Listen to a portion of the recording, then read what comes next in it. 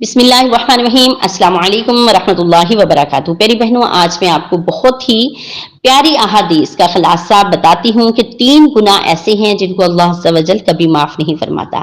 حضرت ابن عباس رضی اللہ تعالی عنہ سے روایت ہے کہ پیارے آقا صلی اللہ تعالی علیہ وسلم نے فرمایا، بندے کے 3 قسم کے گناہ معاف نہیں کرے گا، ان کے سوا اللہ تعالی جس قدر جس کے جیسے چاہے گناہوں کو معاف فرما دے۔ وہ 3 قسم کے گناہ کون سے ہیں؟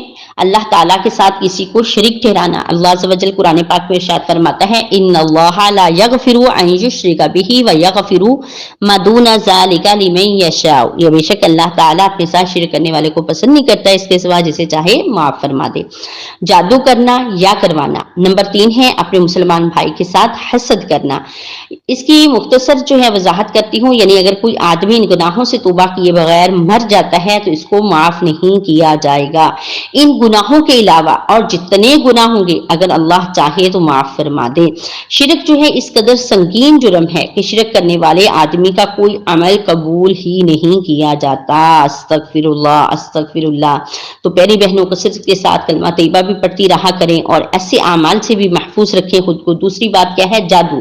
یہ وہ بدترین گناہ ہے جو آدمی کو ایمان سے خارج کر دیتا ہے۔ تو اپنا محاسبہ کیجئے، اگر ایسے کسی کام میں ملوث پائے جاتے ہیں تو ہرگز ایسا کام مت کیجئے، ہمیشہ کے لیے اس سے کنارہ کشی اختیار کیجئے اور اللہ رب غفار کی بارگاہ رحمت میں دعا کیجئے، توبہ اور استغفار کیجئے۔ تیسری بات ہے حسد کرنا، اور آج کل ہمارے معاشرے کا بہت بڑا زہر یہی ہے۔ حسد یہ ایسا زہریلا گناہ ہے جو آدمی کی سالہ سال کی تمام نمازیں، تلاوتیں، صدقات، دیگر عبادات کو ایک لمحے میں برباد کر دیتا ہے۔ تو پیاری بہنوں، حسد جو ہے یہ تو مفت کا گناہ ہے۔ حسد کیا ہوتا ہے کہ اس کے پاس یہ چیز ہے تو اللہ تعالیٰ اس سے چھین کر مجھے یہ عطا کر دے۔ آج سے آپ نے حسد جو ہے نا، یہ تو مفت کا گناہ ہے۔